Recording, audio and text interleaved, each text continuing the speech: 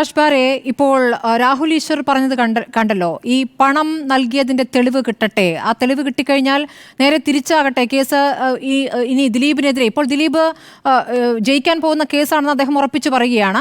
ദിലീപിനെതിരായ ഒരു തെളിവായി തന്നെ അത് വരട്ടെ. ആ തെളിവ് പുറത്തേക്ക് വരാൻ വെല്ലുവിളിക്കുന്നത് എന്ത് ധൈര്യത്തിന്റെ പുറത്താകും? അദ്ദേഹത്തിന് അഭിനയിക്കാനുള്ള കൊട്ടേഷൻ കിട്ടിയിട്ടുണ്ട്.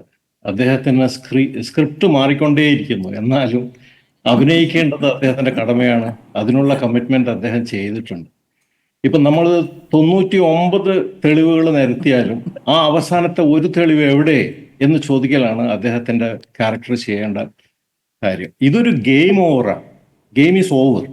പകൽ വെളിച്ചം പോലെ ലോകത്തിന്റെ എല്ലാവർക്കും കാണാൻ പറ്റുന്ന രീതിയിൽ. കാരണം റോഷിപാലിന്റെ ഒരു ശൈലിയുണ്ട്. അത്രയും സിൻസിയറും കമ്മിറ്റഡും. ഇത്രയും 8 വർഷമായിട്ട് അല്ലെങ്കിൽ 7.5 വർഷമായിട്ട് അദ്ദേഹം ഈ കേസിന്റെ പിറകിൽ ചെയ്തിരിക്കുന്നതിന്റെ ഒരു ആത്മാർത്ഥത ലോകത്തിന് കാണാൻ പറ്റുന്നതാണ്. അഭിനയിക്കുകയാണെന്ന് പറഞ്ഞു കഴിഞ്ഞാൽ ആരൊക്കെ അഭിനയിക്കുകയാണെന്ന് പറയണം.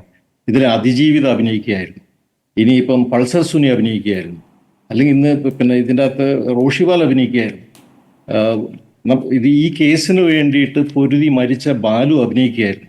എത്ര പേരാണ് അഭിനയിക്കുന്നത്? ഒരാളെ രക്ഷിക്കാൻ വേണ്ടി എത്ര പേരെയാണ് അഭിനേതാക്കളാക്കേണ്ടത് നിങ്ങൾക്ക്? ഇല്ല. ഇത് ഈ ഒരു ഘട്ടത്തില്, കാരണം ഇനിയിപ്പം തെളിവിന്റെ സത്യം പറഞ്ഞ ആവശ്യമുണ്ടെന്ന് എനിക്ക് തോന്നുന്നില്ല. എനിക്ക് കോടതിയുടെ അകത്തുള്ള കാര്യങ്ങൾ അറിയില്ലെങ്കിലും കുന്നോളം എവിഡൻസ്, ഡിജിറ്റൽ എവിഡൻസ് കോടതിയുടെ കയ്യിലുണ്ട്. അപ്പോൾ ഒരു റേറ്റ് ഓഫ് ഡിമിനിഷിങ് റിട്ടേൺ ഇതിന്റെ കാര്യത്തിൽ, തെളിവിന്റെ കാര്യത്തിൽ സംഭവിച്ചുകൊണ്ടിരിക്കുന്നുണ്ട്. പക്ഷെ എന്നാലും ഇന്ന് സംസാരിച്ചിരിക്കുന്ന കാര്യങ്ങൾ ഒരുപാട് പോയിന്റ്സ് അവർക്ക് തേച്ചു മാച്ച് കളയുന്നതിന് മുമ്പ് എൻഫോഴ്സ്മെന്റ് ഏജൻസിക്കും കോടതിക്കും ഇടപെട്ടിട്ട് കളക്ട് ചെയ്യാൻ പറ്റുന്ന ഒരു സമയമാണിത്. അപ്പോൾ ഈ ഇമോഷണൽ ഈ സാധനത്തിന് കുടുങ്ങി നിൽക്കാതെ വീണ്ടും കുറച്ചും കൂടെ ഫോർട്ടിഫൈ ചെയ്യാൻ എന്ന് പറഞ്ഞു കഴിഞ്ഞാൽ, സത്യം പറഞ്ഞു കഴിഞ്ഞാൽ ജനങ്ങൾക്ക് കൃത്യമായിട്ട് മനസ്സിലായി കഴിഞ്ഞു എന്താണ് സംഭവിച്ചിരിക്കുന്നതെന്ന്. പക്ഷേ ഇവിടുത്തെ സിസ്റ്റത്തിന്റെ മേലെ പ്രഷർ ചെലുത്താൻ വേണ്ടിയിട്ട് നമ്മൾ ഇനിയും കൂടുതൽ, കാരണം ഇത് 8 വർഷമായി. ഒന്ന് ആലോചിച്ച് നോക്കൂ.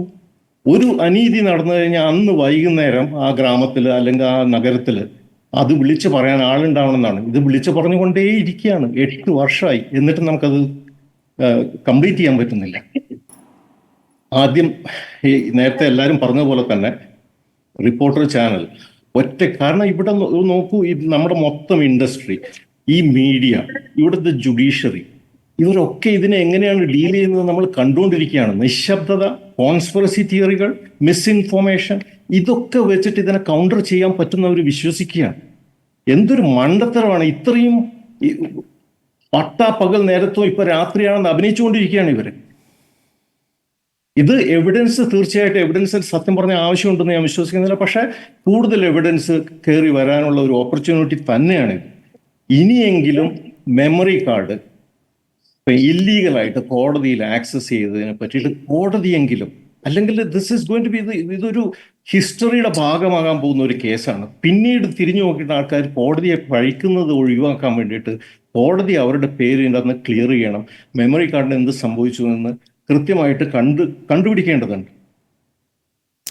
ഇത് വേറൊരു സംഭവം ഇതിൻ്റെ അകത്ത് എന്ന് പറഞ്ഞാൽ, ഇതുവരെ ആദ്യം എന്ന് പറഞ്ഞു കഴിഞ്ഞാൽ ദിലീപ് ഇങ്ങനെയൊക്കെ ചെയ്യുമോ എന്നുള്ളതായിരുന്നു ആദ്യത്തേത്. പിന്നെ റിയൽ എസ്റ്റേറ്റ് ഒരു പ്രശ്നമുണ്ട് അവർ തമ്മിൽ. അതുകൊണ്ടാണ് ഒരാൾ റേപ്പ് ചെയ്തുകൊണ്ടിരിക്കുമ്പോൾ അതിന് കാരണം കണ്ടെത്തിയിട്ട് ഇതുപോലെയുള്ള കാരണങ്ങൾ ഇട്ടുകൊടുത്തിട്ട് അതുകൊണ്ടാണ് എന്നാൽ അവർക്ക് കിട്ടണം അതൊക്കെ, അല്ലെങ്കിൽ അവരുടെ സ്വഭാവം ശരിയല്ല, ഇങ്ങനെയൊക്കെ പല പല കാര്യങ്ങൾ പറഞ്ഞിട്ട് ഇനിയിപ്പോൾ നമുക്ക് എന്തെങ്കിലും കാരണം പറയാൻ പറ്റുമോ?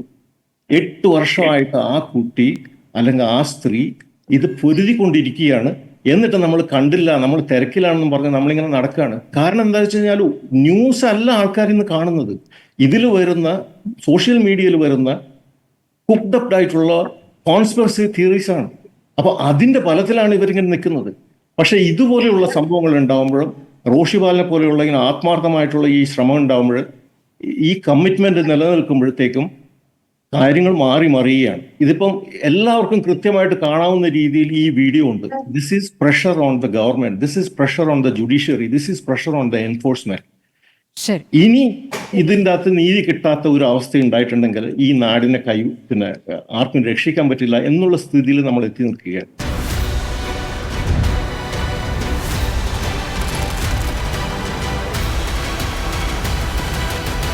ഡിബേറ്റ് വിത്ത് സ്മൃതി പരുത്തിക്കാട്.